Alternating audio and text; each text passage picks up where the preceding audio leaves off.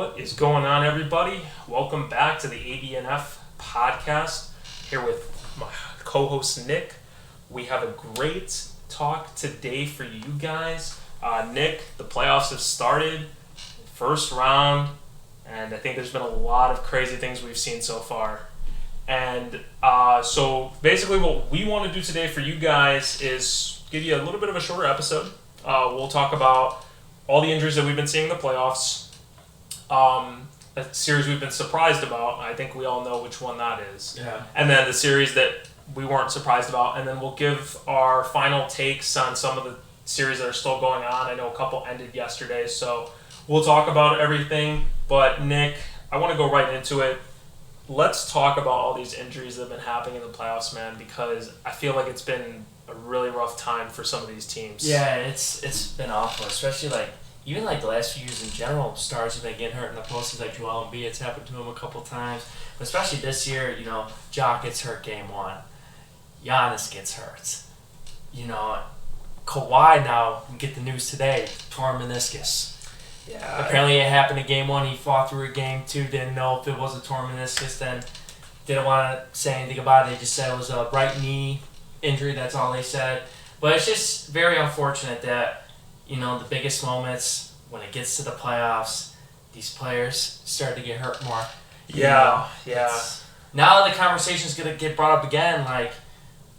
Should we shorten the regular season or not? Because the star players, it's crazy because it's like the star players now, they don't get hurt as much in the regular season as they do in the postseason. The postseason is a much shorter season than the regular season, if you really think about it. That's true, man. And the thing is, they've been talking about the whole 82 game season being truncated to 75 games or 72 games, somewhere along those lines. Mm-hmm. And I think that in theory that could work. I also just think that the way basketball is played now is at a lot higher level than maybe it was played at 30, 40 years ago. Pace. Yeah, and you see all these teams that are run and gun, shoot a lot of threes, do a lot of athletic players plays. are much more athletic now. Oh yeah, and the conditioning is crazy, man. Mm-hmm. All these players. I think a couple that I've even noticed, we talk about the Lakers and Grizzlies series. If you think about it, the Grizzlies have been without Brandon Clark and Steven Adams since March, and then I know Steven Adams even further back, January.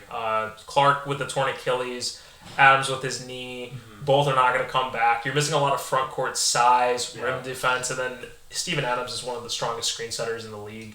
And then John Morant with the right hand injury he suffered in Game 1. Mm-hmm. Still had a 45-point game in Game 3, despite the injury. So I think there's a lot of things that you can talk about with that one. I know you've already mentioned the loss to Kawhi Leonard with the torn meniscus after Game 2.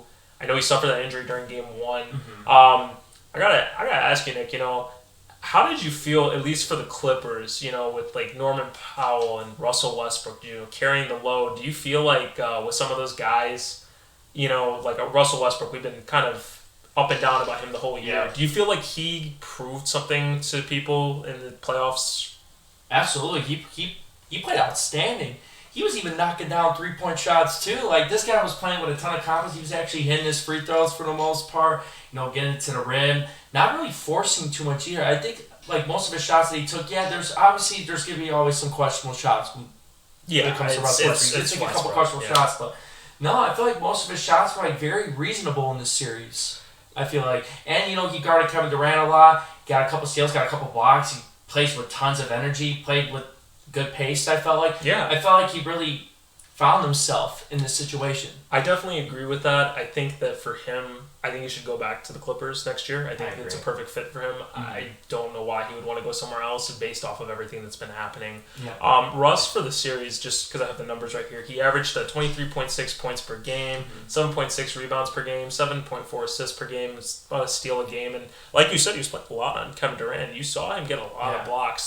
That's the most defense I've seen Westbrook play. Yeah, that was their strategy the first two games is they didn't start Kawhi on Kevin Durant. They started Russell Westbrook on Kevin Durant. Of course. Because maybe they didn't want Kawhi getting in foul trouble because they realized that he's the primary option on offense. So obviously later in those games, it was Kawhi guarding Kevin Durant. Yes, and the thing is that Kawhi, the first two games, especially Game 1, he had a great game. Even Game 2, he had a really good game. It was just that unfortunately, that injury just really derailed them. And I know we were talking about it right before we started recording about, like the problem with the Clippers, man. And injuries. It is insane. 10 years, man, of this. Like, when they were in the Chris Paul, Lob City era, this was happening. Now it's happening in this era. The only healthy time, Nick, that the Clippers had was the bubble. That's wild. Yeah. And then they blew a 3-1 lead in Denver. Yeah. And there was a stat that just came out that ever since Kawhi and Paul George decided to go to the Clippers, they only played in 40% of the games. That's insane, man. I don't know. How could you win when your 2-star players are only playing 40? You can't, man. I mean, let's talk about somebody else, though, dude. Giannis. That series is crazy. That's wild. That's probably the most surprising one, obviously. 8 seed being up 3-1. I know, obviously, Giannis, got hurt, and then he didn't play a couple games, and then he came back, and the game came back. He played great, but Jimmy was something that was probably the best game he's ever played in his career. That's why I have one of the best playoff performances I think we've ever seen. No, I agree. I mean, we have the bobblehead right here. When he was a Bull, us Chicago fans, we love to see Jimmy Butler continue to do great things. Mm-hmm. That 56-point game, Nick, I remember I texted you. I was like, you got to turn this on. This game is insane. The fact that he outscored the Bucks by himself in the fourth quarter, I think, is just insane. And I think he's the first... I might have read this wrong. I think he's the first Heat player to have 2 20-point quarters in the same game. That is insane. Yes. Yeah, I mean, in the first quarter, he had 21 points, and in the fourth quarter, I believe he had 22 points. Yeah. And it's just like, you just can't explain it, man. With Jimmy, it doesn't make sense. And let me just remind everybody, all the listeners, in Game 2, Milwaukee drowned out the Heat with 25 threes. And for the series itself, and I have the number here on this one, Miami is shooting 47.6% from 3 in the series. I mean, they were one of the worst 3-point shooting teams. Especially Tyler Hero's not available. He broke his hand. And they don't even have Victor Oladipo either. Yeah. I don't even... Dude, did you watch Game 1 and did you see when he broke his hand, he couldn't come out? They gave him the ball. Yeah. And he hit a 3. He hit a 3. It's a shooting hand, too. It's not like it's his offhand that just has to... You know what I mean? It's like the placeholder. No, it's his actual shooting hand. He still hit a 3. And crazy. I mean, I'll say this, too. Duncan Robinson has thrived because of Tyler Hero being out. He's leading all players in 3-point percentage at 76%. I had to look that up again. He is actually shooting 76% from 3 on 4 attempts a game. It's not like he's taking 1. It's literally 4 attempts a game. So and these are not just like set shots either. He's coming off double screens, catch and shoot, stuff like that too. And that's what we got paid to do, man. I mean, I feel bad because Max Strus took his job basically of what he did, and I just think it's because obviously Duncan Robinson is. I mean, neither of them are defense at all. Yeah, none of them are great. Neither of them are great defenders, but Max Strus is a bigger body guy where you can throw his body more, and Duncan Robinson is more of kind of like that. Like he's a little more slender. Can't really keep anybody in front of him. So it's tough. I think Strus too. He's got a little bit more in his offensive game. Obviously, Duncan Robinson is a better 3-point shooter. Strus is a great one as well. Yeah. But, he can attack a little bit. He can hit those pull-ups too a little bit, which Duncan Robinson really doesn't have in this game. I'm not saying he can't do it because, he could shoot the ball lights out. Yeah. That's something that he could definitely work on to improve. He should watch a lot of J.J. Redick tape. He really should, man. I mean, J.J. Redick also is almost like he's almost like his protege for podcasting. Yeah. Man, the Long Shot podcast has to come back, man. That podcast was not bad. So awesome. Duncan Robinson, if you're listening, man, please start it again because you are not bad at podcasting. Yeah. Nick, I know before we start talking more about the series and stuff, I think the other injuries that we want to highlight is the Joel Embiid, which I feel like, and you know what, I'll let you take it away because honestly, we've talked about this. It happens every playoffs. I mean, the last few playoffs, man, it's happened to Joel Embiid, unfortunately, but they had the series under wraps pretty much anyways, up 3-0, they swept the Nets, which I didn't see it going past 5. I thought maybe Brooklyn could potentially win a game, maybe either game 3 or game 4 at home, but I didn't see them winning any games on the road, even though game 2 was interesting. They could have won game 2. Yeah, no, I mean, they had a chance. Yeah. They also had a chance in Game 3 to win, too. So these games were not necessarily, like, blowout games, unless you look at some of the box scores. Yeah. But honestly, like, that was just a very obvious... I just feel like that was, like, one of those obvious series where you just knew that team was going to win. Yeah. And I think that's, like, another thing, too, that we just don't think about as fans sometimes. It's just, like, like, some of these series are actually really close. It's just that unless you're watching the box score and stuff, there's just things that happen. Yeah. And I will say, Nick, the other injury that I'm looking at that I don't think is going to be a huge deal is the De'Aaron Fox injury. He suffered that fractured finger in the loss to Golden State Sunday. He is expected to play tonight. Yeah. And I just got to say, Nick, light the damn beam, please. He's unbelievable. He deserves an All-NBA team this year. I think he's going to make All-NBA third team. I could see that. I think that he definitely deserves his props. He's for the series, he's at 31.5 points a game, 6 rebounds a game, 7 assists per game. He's shooting 34% from 3 and 44% from the field. So his numbers aren't looking too bad. And, we hope that this doesn't affect his game too much because this is going to be pivotal for the Kings to win this series. Yeah. This is a big game. Yeah, no, definitely. Especially if they lose this game at home, they got to go to Golden State. They got to get one. Yeah, that's gonna be tough, man, because Golden State has been a hard place for people to win in all year. They had one of the best home records. I think another thing too is that this is an inexperienced Kings team outside of Harrison Barnes, and I know Sabonis has played in the playoffs before, but really Harrison Barnes is one of those guys that you have on that team that has championship experience. He's played in front of that Golden State crowd before, obviously as a Warrior, but you got to think like, hey, these are the moments we got to really step up. And I definitely think that was a huge thing for the Kings if they need a win tonight. Yeah. Did you hear about Harrison Barnes, by the way? Sorry to go off topic. No, you're good. But Draymond Green now has this podcast. Yeah. He had Damian Lillard on recently, and he was literally like, Harrison Barnes thinks that the only reason why they went after Kevin Durant was because of the whole Draymond thing, how the rumors came about, how he cried after Game 7 they lost, calling for Kevin Durant. So Harrison Barnes, when he got married, he invited everybody on the Warriors except for Draymond Green was not invited to the wedding. I just read about it yesterday. There was a video of his podcast with Damian Lillard. Harrison Barnes invited Steph, Clay, all of them did not invite Draymond. That is insane, man. I can't believe that they literally... that is crazy, dude. Draymond is funny, man. Yeah. I honestly think with him, his antics are just... Nobody else could do what Draymond does and, get away with half the stuff he does. And the fact is dude, even after he got ejected, I just remember seeing, a meme of, somebody putting Draymond already going on his podcast saying, I got ejected, my reactions to this game. He was awesome Game 4, though, when he came off the bench.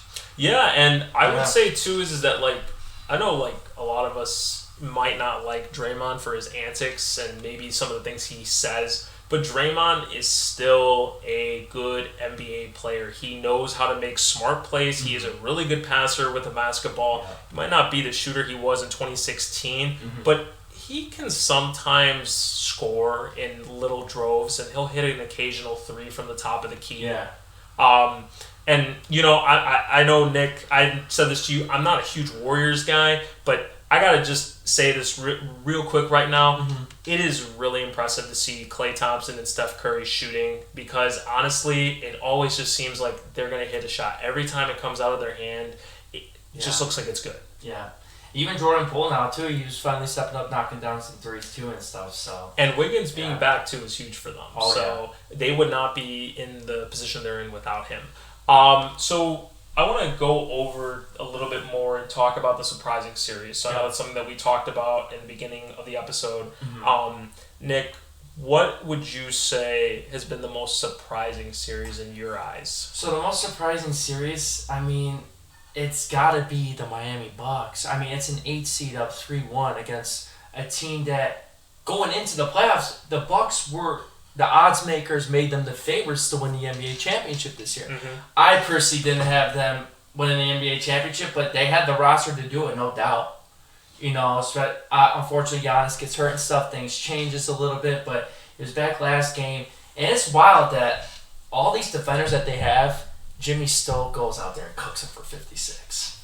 Yeah, and I gotta say, no Tyler Hero either, got a broken hand. Yeah, like you said, no Victor Oladipo. So Miami's dealing with injuries too. It's not just oh my God, Giannis and Miami's had. No, both teams had to deal with injuries.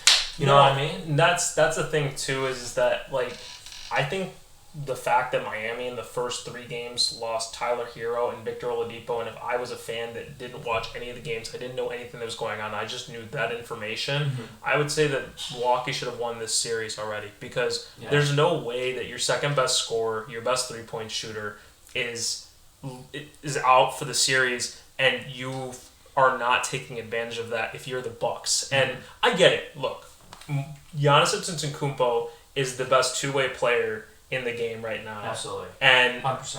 Without him, you can see the effect of his team just not having that guy there. But you have guys like Drew Holiday, who's been an all-star this year. You know, they have guys that are playing well in this series. You know, Chris Middleton is averaging 21 in this series, and I think Brook Lopez is around like 19. So it's not like these guys are not showing up. I think what's crazy is that outside of Jimmy Butler on this team, the next leading scorer is Bam at 16.8 points per game. And I there's not a lot of help that Jimmy's getting. He's carrying this by himself. He's averaging 36.5, 5 rebounds, 5 assists. And if you look at the box scores in these games, Nick, Miami has won at a pretty big margin. I mean, 130 to 117 game 1. They won game 3, 121 to 99. Game 4 was actually that was the first game that was actually close. All the other games have been basically blowouts. And I know that I've already highlighted this about the shooting. Do you know Milwaukee's losing the rebounding battle in this series too?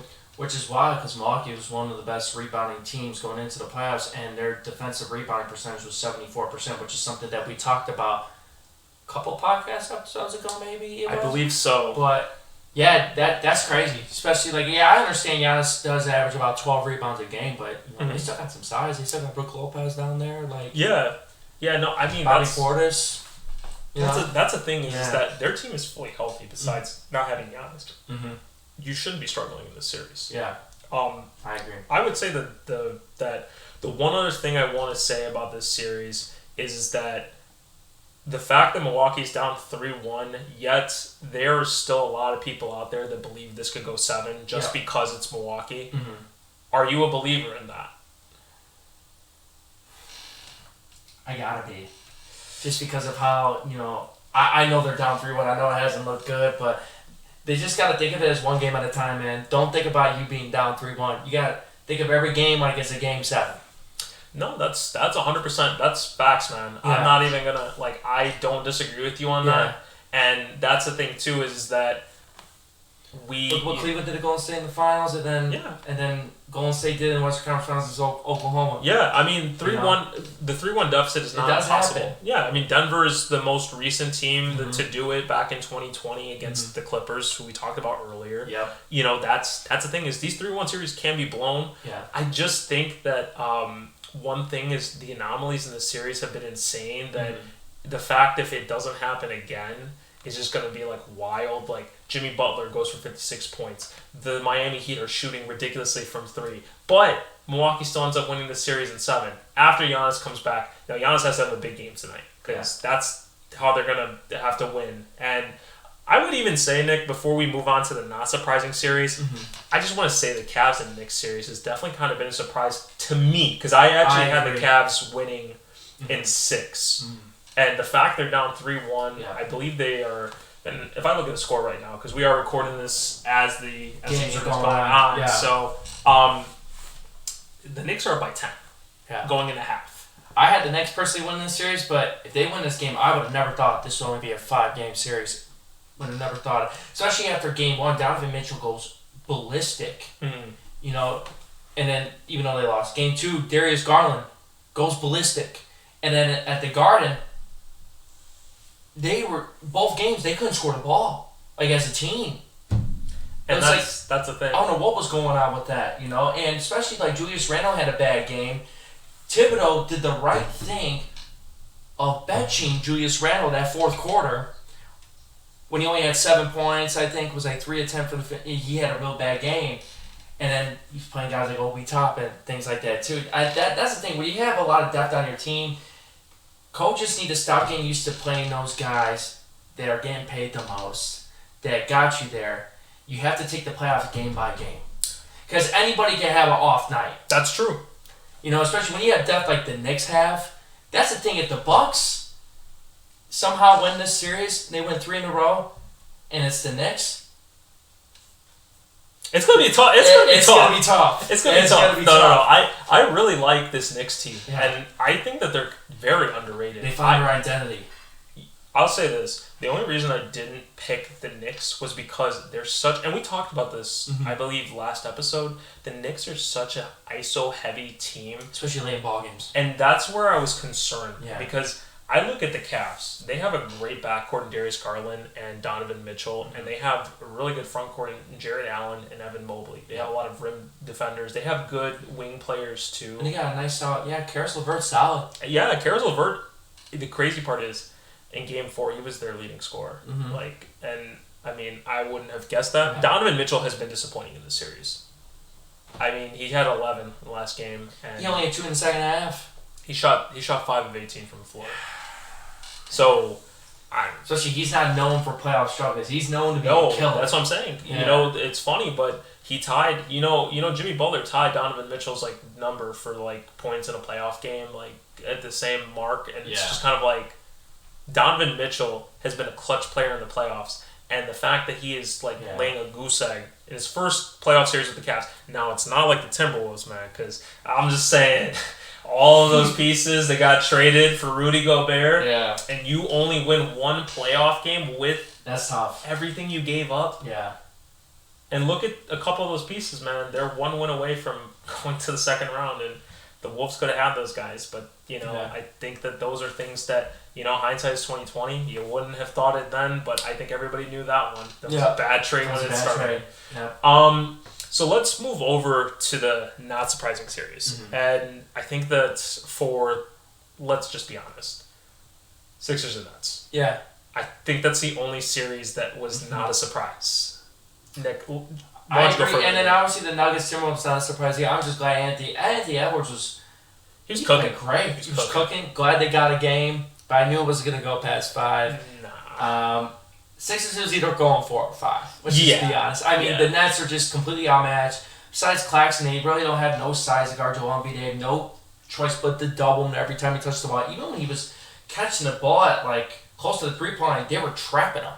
Yeah, and the other thing too is that Philly shot amazing from 3. They were at 40%. So you're almost hitting to put that in numbers, it's 4 out of your every 10 shots you're hitting a 3. That starts adding up in a series. Yeah, absolutely. And I think the other thing too, Nick, like you said, there's nobody that can guard Joel Embiid on that team. And Nick Claxton, who's been a great player all year for the Nets, I think he's been one of the best shot blockers in the league too. Yeah, and honestly, he kind of it was kind of an underrated re-sign for them, but honestly he's been their most consistent, durable player this whole season for the Nets. I know the Nets have had a crazy year. They got some nice pieces in the future though. Yeah, Cam Johnson, Mikal Bridges, those guys stay healthy too, man. You know what I mean? Bridges doesn't miss games. They got a nice little squad. They put the right pieces around those guys. They could be really, really good in a couple of years. No, I agree, and I think that with Mikal Bridges for this series too, he had 23.5, 5 rebounds, 4 assists, and I think the other thing too is like you said, Cam Johnson, right? You heard about what Monty Williams said, right? About how he actually cried when he had to trade away Cam Johnson, Mikal Bridges, but he said that he would only do it for Kevin Durant. These guys are going to be really good. They're going to be really good. They also have Dorian Finney-Smith still on contract. I like him. And they have a lot of good wing players. I think if they can get a little more size, and look, no disrespect to Spencer Dinwiddie, he's a serviceable point guard. If they can get even somebody I don't know, Fred VanVleet. I agree. That was the name that came to my mind just now. Right?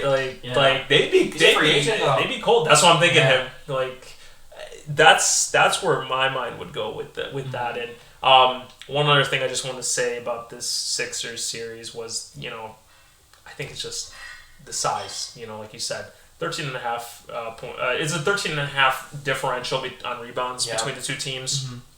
Joel Embiid not even playing Game 4. They still win. Yeah. They came back in that. 3 players for the Sixers averaged 20. Tyrese Maxey, Tobias Harris, and then Joel Embiid was the other one. Now I got to ask you this, Nick. Between everything that we've seen in Philly sports, is there a chance that the Sixers could make it to the finals? With everything that's been going on, do you think it's possible for them to beat Boston? I know you like Boston. I do. But do you think there's a chance? I'll say this. Boston, Philly, as long as they keep these games close going into the fourth quarter, they're going to have a great chance to win any game because Boston struggles in the fourth quarter. They crumble. You see how that game ended? There is no excuse why you lose at home. Without DeJounte Murray playing, and you lose that game.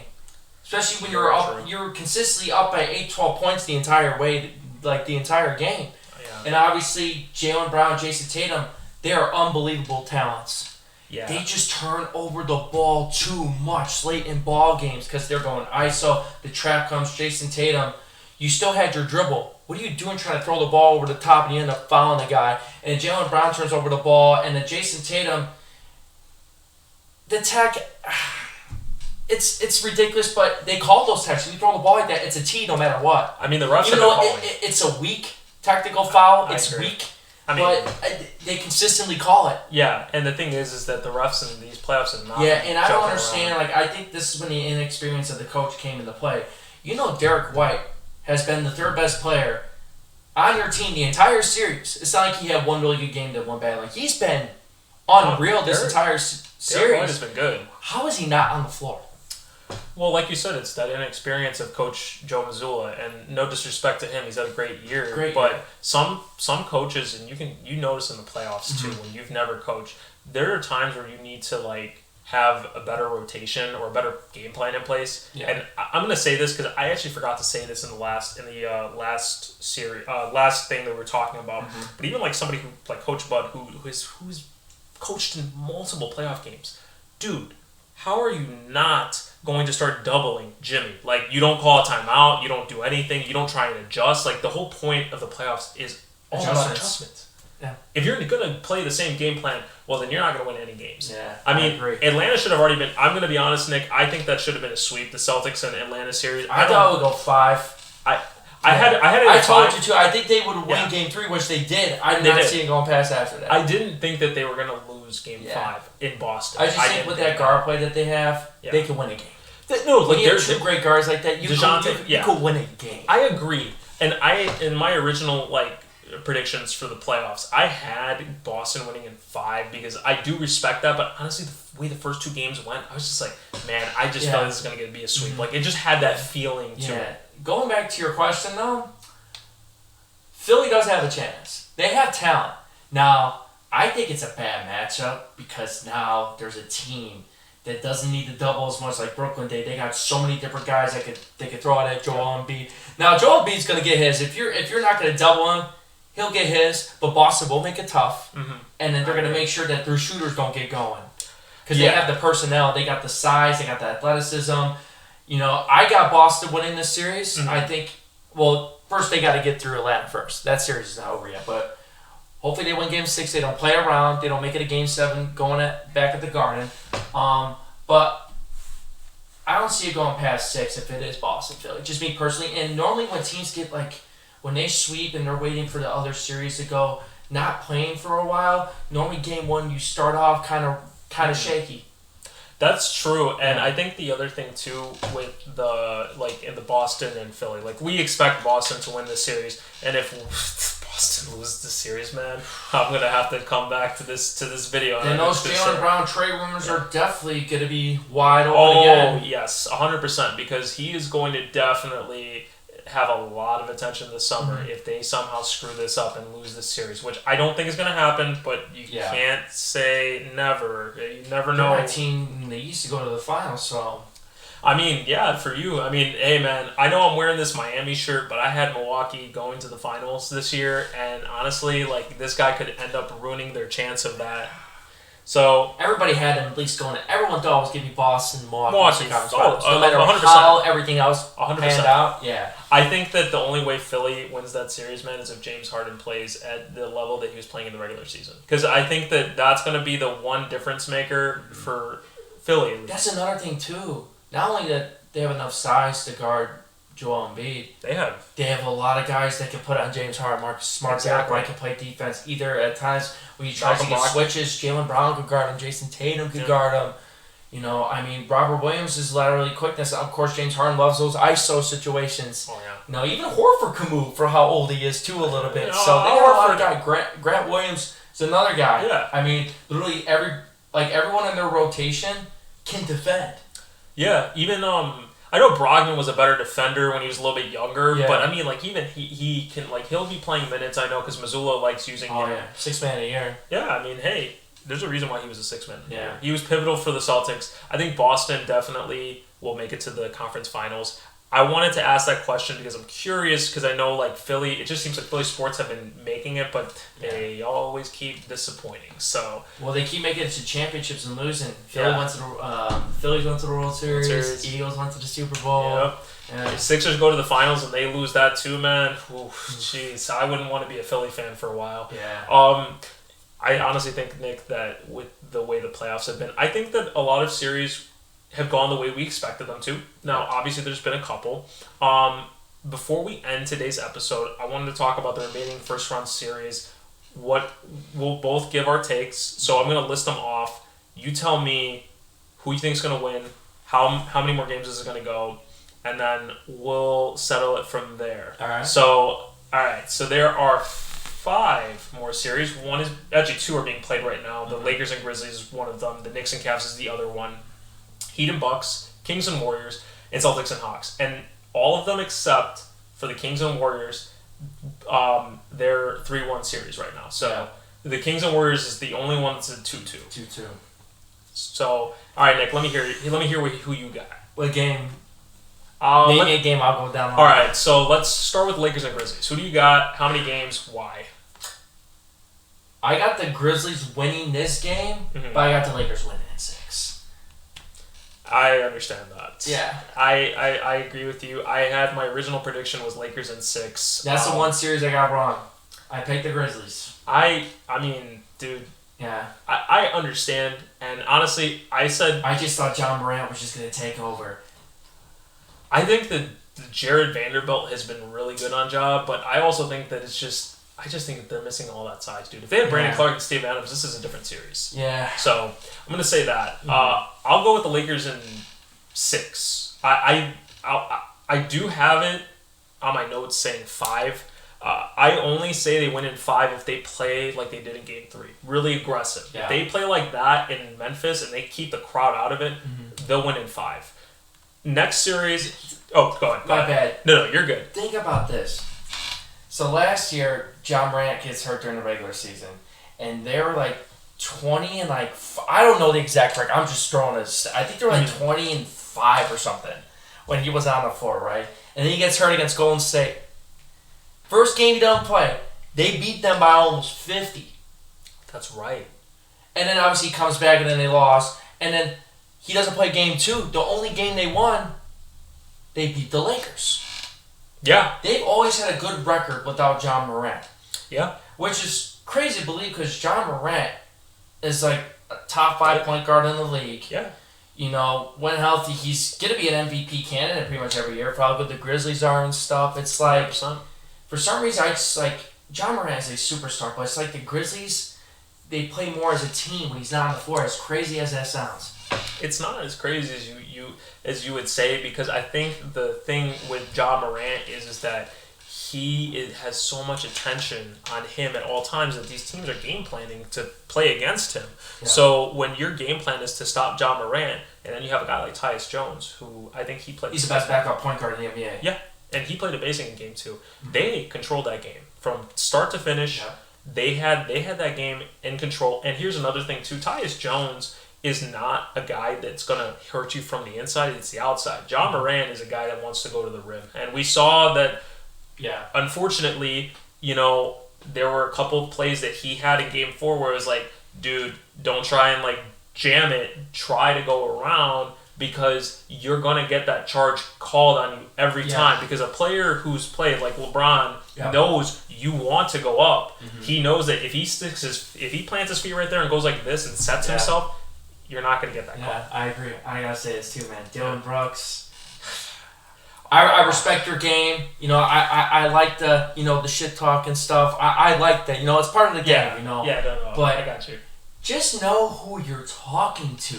Yeah. That's all I'm going to say. I do have one thing. Yeah. Thank you for reminding me, because I wasn't going to say anything about this, man. But Dylan Brooks, dude, you have a great future in the WWE, man. If you want to be a supervillain in the WWE, please go and do it, man, because you are a comedian. It's just funny, though, then he goes, the media hates me. Well, bro, dude, no disrespect, but you're giving them reasons, man. Yeah. You're literally attacking the poster child of the NBA, and you're calling him old. But think about this. He's talking crap to the Warriors and stuff. Yeah. The Warriors have won 4 championships. Yeah. You're going to talk to LeBron, who's by far the best player in this generation. Yeah. He's got 4 championships himself. I get it, he's old. Yeah. But, dude, don't you want to kill him with kindness? Yeah, Instead literally. of trying to piss this man off? Why would you want to piss off LeBron? When LeBron got that and one on him in the OT, dude, I was like, Dylan Brooks is cooked, man. He's not like I knew LeBron was gonna react the way he did just because of Dylan Brooks' antics. And I gotta be honest, man, like, you can't talk shit and then go and be like, I don't want to talk. Like the bed the last 2 games. Yeah. And he refused to talk to the media, just like you said. Yeah. He refuses to, no comment. No comment. I don't want to talk. Like, I'm going to leave. The only person that has actually talked to the media, even with everything Desmond Bane has been the one guy on that team that has talked to the media. And I mean, he said we didn't execute down the stretch last game. He's got the weirdest build I've ever seen, though. I'm sorry. No, I agree, man. Dude, I've never seen a guy that's so jacked but could shoot the lights out, man. He could shoot the rock for how big his arms are, man. Dude, do you know the buff toy from Toy Story? That's literally what Desmond Bane looks like, man. I'm gonna literally put a picture in the video on YouTube, and you can see it for yourself, because I'm telling you, this guy is so damn buff, and then everywhere else he looks so short. That's what I'm saying. That's what it's the weirdest build I've ever seen. I think, man, when he was in high school and stuff, college, he skipped leg day. Let's just call it like it is. He must have, man, because that dude just doesn't look like right. I don't know. That build just doesn't look right. Honestly, Nick, to move on from that series, I know we talked about the Heat and the Bucks. Who do you got? Dude, that's tough. It really is tough. I think it's either Miami has to win this in 5 or Bucks win it in 7. That's my gut feeling. I think if Milwaukee wins this game in Miami, that crowd is going to be electric in Game 6. They're going to win Game 6. Yeah. It's going to come down to a Game 7. Yeah. I think either way this goes down to a Game 7. See, now I can see this going 7. I did put down that I had the Bucks originally in 5, like before the series started. I said Bucks in 5. Yeah. Right? I didn't think that, Miami was going to They were just so consistent this year. Yeah, and the thing was that they were, when they lost Tyler Hero, I'm like, okay, there's no way. Like, okay, they win game 1. They're going to lose the next 4. They lose the first playing game, too. Yeah. And they you know what? I'm not going to bring it up. I'm sorry. Never mind. We're not talking about the Bulls. We're not going to talk about the Bulls, but I'm just going to say you were 90 seconds away from being eliminated. That's all I'm going to say. Yeah. The fact that they were 90 seconds from being eliminated to being up 3-1 against a team that arguably has one of the best odds to make the finals and win it is kind of wild to me. Mm-hmm. I'm going to change it. I'm going to say, I know I'm wearing this. I said Heat in 6. I think this is going to go 7. I think Milwaukee starts their rally tonight. They're going to win Game 5. They're going to go into Miami, and they're going to win that game, even with the crowd. Yeah. I think 7-game series is what that's why I think Miami needs to win this game, because I feel like Game 6, like I said, that crowd's going to be electric. Mm-hmm. And the Bucks are going to win Game 6. If there's a Game 6, they're not going to lose their last game at home. I'm telling you that right now. Especially in the first round, they are not losing at home. I don't see it. But Game 7, Anything can happen in a game, Sam. I agree. I mean, that's where, like, and talking about the next series too, the Kings and Warriors. Yep. I'm not a Warriors guy, but I do see the Warriors winning in 7. I want to see how bad De'Aaron Fox's finger is. I know that he fractured it in Game 4, and I mean, it's been a close series, dude. Like, it's not even like it's not even like one of those like series where it's like blowout. It's like, no, these are close games. Even the 2 games Golden State. I mean, the Kings could have won either or. Yeah. I mean, dude. I mean, they shouldn't have passed it to Harrison Barnes for the last shot, but it was a good look though. I mean, obviously De'Aaron Fox has been the most clutch player this year. Mm-hmm.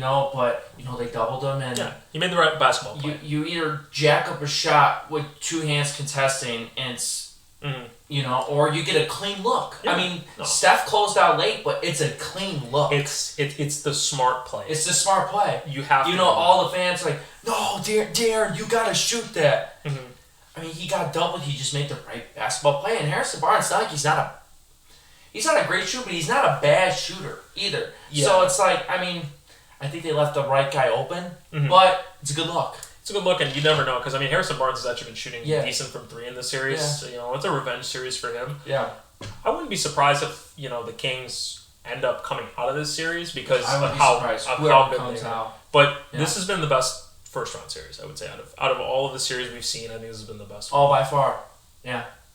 And you know what's crazy, too? Even though the Suns won 4 out of 5, the games that Kawhi didn't play, every game was single digits. That's how. You know what? I don't want to talk about the Clippers anymore. I can't do it. No, that's just how much talent that they have. I got you. I get that. And I think that that's a series that in a future episode we'll probably look back at a little bit more. Mm-hmm. We'll talk about it and kind of give more of our reactions to that. Mm-hmm. Want to kind of keep us to the series that are still going on. Yep. Knicks and Cavs. Nick, who do you got? I know they're playing right now. I can actually check the score, but why don't you give me your... Yeah, so originally I had the Knicks winning this series in 6, and that's 1.5. And I also have the Knicks winning in 6. Originally, I had the Cavs winning in 6, but because of, obviously, that's not going to happen now. That's not possible. Yeah. Knicks are up by 15 right now in the third quarter with 8:25. I would say Tom Thibodeau has done a great job with this team. They made the right move at the deadline, trading for Josh Hart. Yeah. And sticking. They killed him. I remember beginning, I'll never forget, they killed him with the Jalen Brunson signing. And look at what happened, man. Yeah. Look at what happened with that. And, I mean, that's the thing is that, Jalen Brunson has really shown people, hey, I can hoop, and this wasn't a fluke in Dallas. This is legit. I am a really good player, and he's really showing people that, like, I mean, dude, we're not going to talk about Dallas. We've talked about Dallas too much. Yeah. But he was never going to be able to reach his full potential playing alongside Luka. No. So I think even if Dallas somehow wanted to give an offer like that, I think Jalen Brunson was going to go regardless. Yeah. Because he saw the potential in himself. Yep. And look, it honestly should have been an All-Star. Yeah. He had a great year. Yep. I mean, he's played better in the playoffs in the regular season. I mean, this guy is not afraid of the moment. No. He could score in many ways. He could get to the rim. He could hit the pull-up jumper. Yep. He could hit the pull-up 3. He could hit threes from everywhere. He's unbelievable, man. No, I agree, man. And then the Celtics and the Hawks, the last series. Yep. I'm going to just say the Celtics win in 6. Yeah, I don't think they're going to mess around. I don't think they want this Game 7 because, like I said, Game 7, especially when you have Trae Young that can go ballistic. Yeah, I don't think you want to give Trae. I don't think you want to give Trae Young that fuel, man. Because hey, look what he did in Philly. Yeah, they made it to the conference finals. Yeah, no, I mean, and that series, dude. Oh my God, that series was. Yeah. Let's just say Trae Young has proved already in his young career that he can live up in those moments. Mm-hmm. I know that he also can be really inconsistent, but in the playoffs, he's shown that he can lead his team to win. So absolutely. I definitely think that I cannot see Boston choking this series. I'd be shocked, and that if that happens, like you said, the trade rumors are going to start.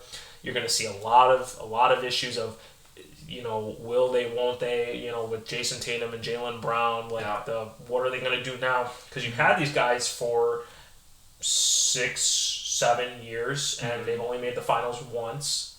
And the fact that they'd be losing the first round to a Hawks team that I don't think anybody expected to really do much. Yeah. That would be bad. Yeah. But I'm just going to say this, Nick. I definitely loved moments of the first round. I've hated other moments of the first round. Yeah, but those injuries, man.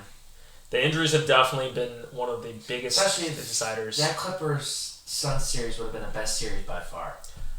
I think it would have. I just think that Paul George and Kawhi Leonard as Clippers, they have to break that up now. Yeah, I'll be honest, dude.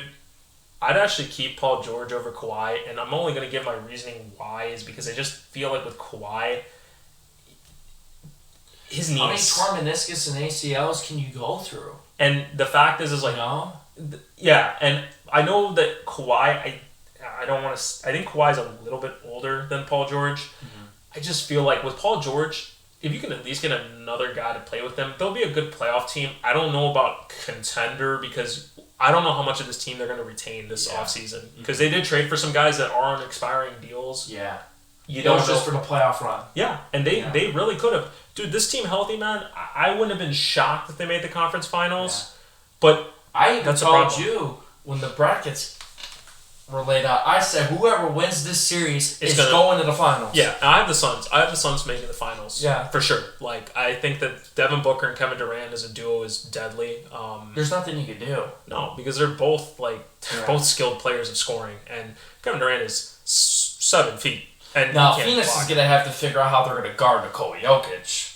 Yeah, that's the other thing too. And this is not the same Denver team they played 2 years ago. Yeah. They definitely have a lot more guys that they didn't have in the past. Mm-hmm. They have Jamal Murray back. Yeah. I think Jamal Murray's going to be huge for this series. I think they need the Bubble Murray to come out. They definitely need Bubble Murray because I'm not going to lie, man. I'm not going to give Denver no chance in this series. I think it goes. Early prediction. I got Phoenix. And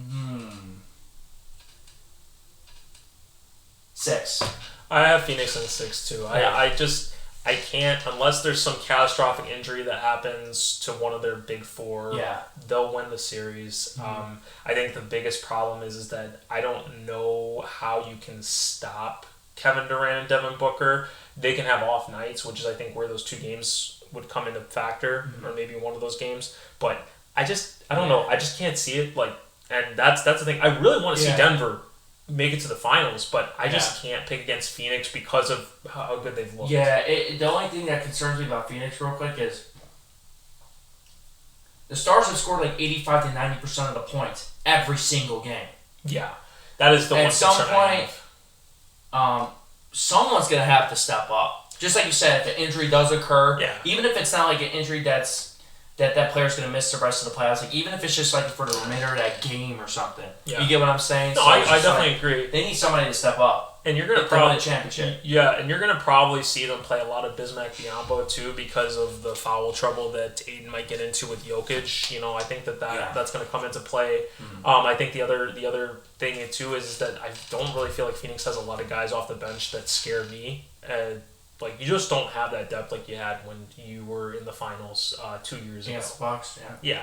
So I'm just going to leave it at that. Mm-hmm. We'll talk more about the second round next week. And we appreciate you guys, too, for listening to this week's episode of First Round. I know, again, we've tried to be as good as we can about, time. I just feel like work, life, it just sometimes doesn't end up making it to where we want it to be. Yeah. And we're going to continue to do our best to push out content. Yeah. Get stuff. We've been more active on Twitter. We're going to continue to do that. And if you guys have not yet, please share this to your friends, your family. They want to listen a little bit about basketball, learn a little bit more. Definitely with the playoffs right now. I think that's a big talking point with a lot of people. Absolutely. Tune in. Subscribe to our YouTube channel. Follow us on Twitter. And also subscribe to our Spotify page. I definitely know that we've been getting a couple more people listening on Spotify. If you want to just listen to it passively, just put it on and give us a play. Yeah. But we appreciate you guys. thank you so much for this week, for Nick and for myself. This is All Ball No Foul. Thank you. Have a good night, and may the best teams win.